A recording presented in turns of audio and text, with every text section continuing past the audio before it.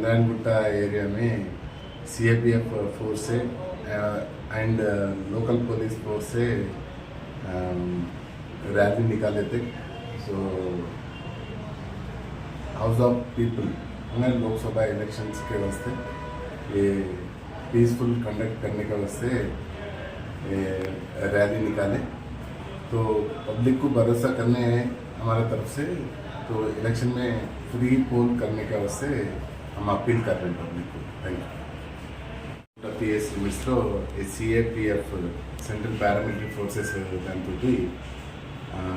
ఏరియాలో ఉన్న ముఖ్య కూడళ్ళ దగ్గర ఈ ఎలక్షన్ పీస్ఫుల్గా జరిగేందుకు మా సిఎఫ్ఎస్ తోటి లోకల్ పోలీస్ కవాత్ జరిపించినాం। దాంట్లో భాగంగా ప్రజలందరూ కూడా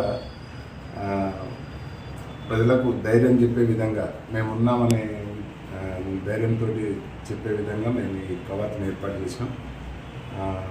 ప్రస్తుతం అంతా ప్రశాంతంగా ఉంది।